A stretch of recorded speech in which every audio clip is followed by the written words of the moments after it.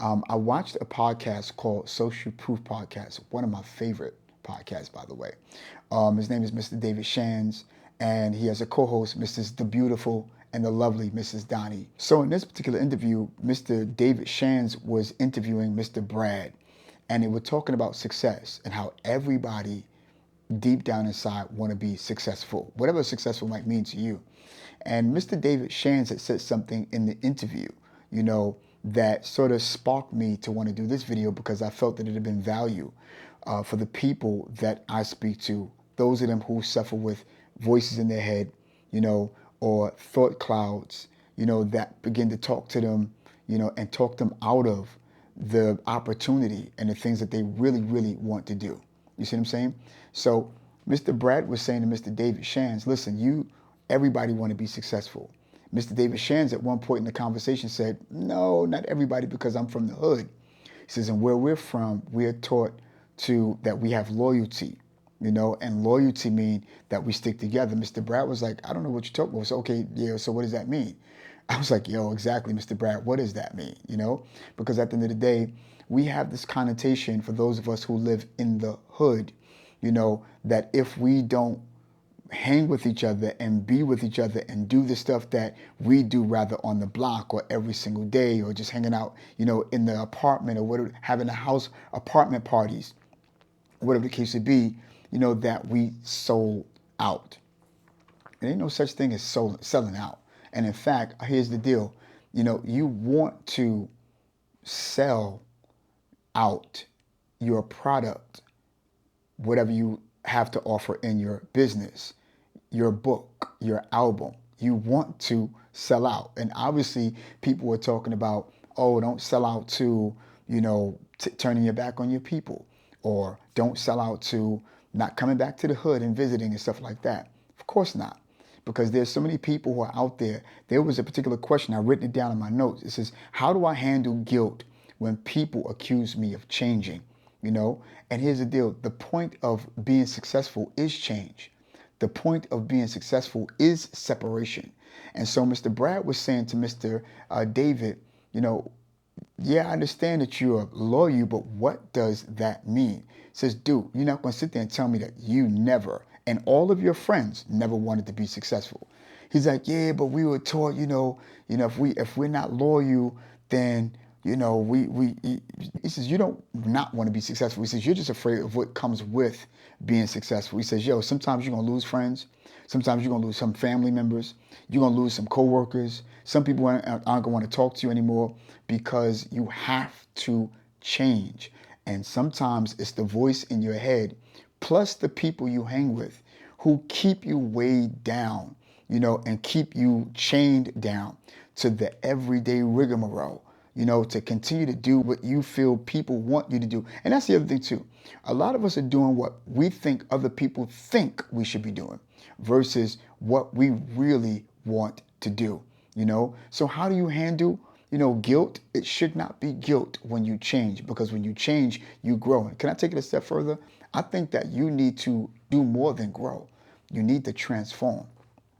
You feel what I'm saying? Because see, sometimes if you were a square and you're hanging around circles, you cannot put a square in a circle. You know what I'm saying? You can't do it because you've transformed. When your mind, your thoughts, your conversation, the stuff that you say to yourself, when you transform those things, rather just have information about what can change you, but I can't even fit into the program of where I've come from. And it doesn't mean that you sold out. It means that you wanted to become successful and you want to grow, And see, I don't like, and I want to just put a pin right here for a quick second. I don't think that it's fair for anybody to live in your apartment. They don't have a job. They're not reading any books. They're not going to school. They're not trying to do anything for themselves. They want to lay up in your house. They want to sit on your couch. You're going to work every day. You know what I'm saying? And you come back, and then all of a sudden, no dishes are washed. The floor is not mopped. The dog need to be walked. No food being cooked or anything like that. There was no agreement of the fact that you stay home, I work. And I'm not even talking relationship. I'm talking brotherhood. I'm talking friendship. I'm talking, brother to sister, friend to homie, whatever the case may be, then wife to hubby, whatever you want to be, you know. See, a lot of times people have to understand, it doesn't make any sense for a person to work and put the work in, put the belief in, and they invite you to do what it is that they're doing so that you could in the near future become successful. But then now you made it and now you're doing it. People are now seeing you. Me personally, this is a little bit of controversial, but this is me, right? I don't like when people say when you build it, then they'll come, because you don't need people to come after you've built it. You need people while you're building it.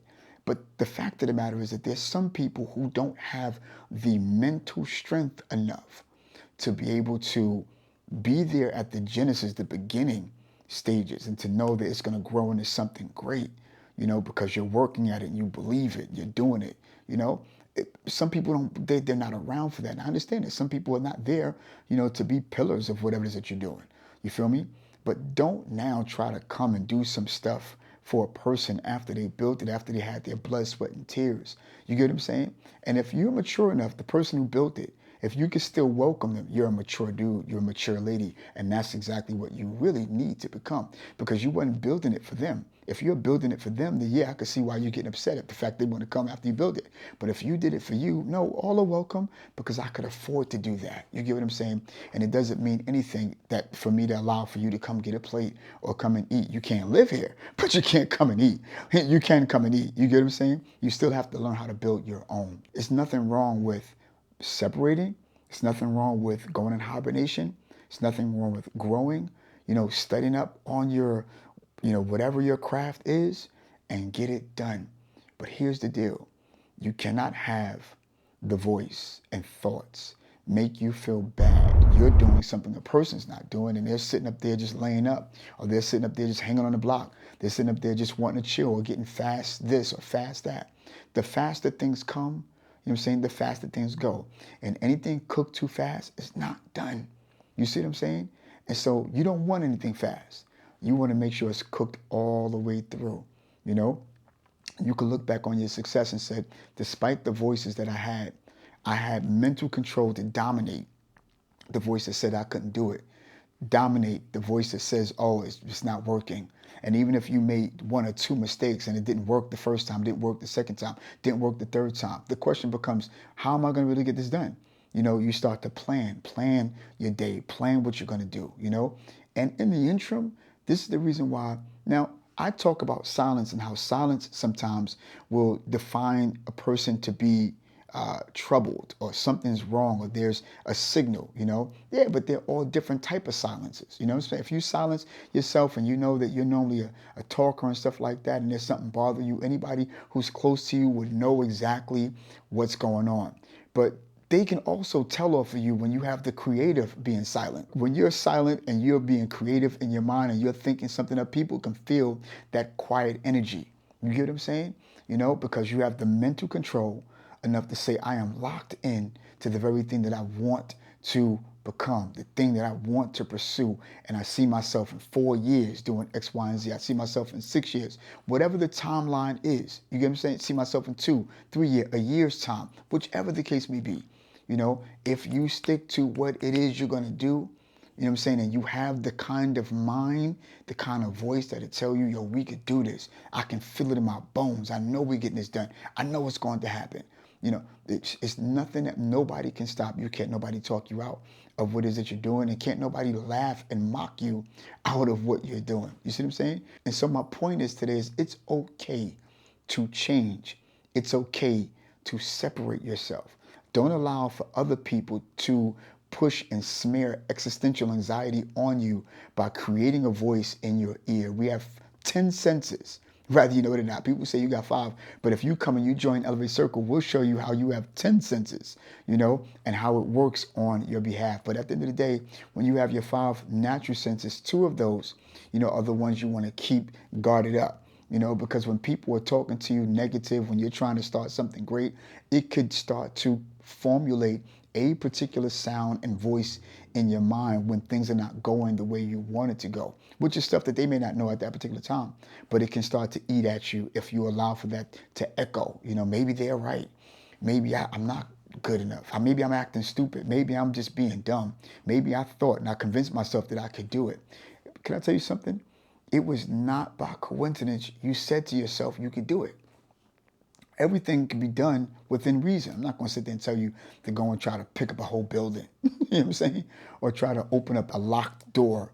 Come on, let's be sensible here, But the things that you can do, something you can offer other people, something you can teach other people, and you could master it because of what you've been through, don't compare yourself to other people's work while you're working. That's why you have to stay shielded. You have to stay indoors, stay, to yourself.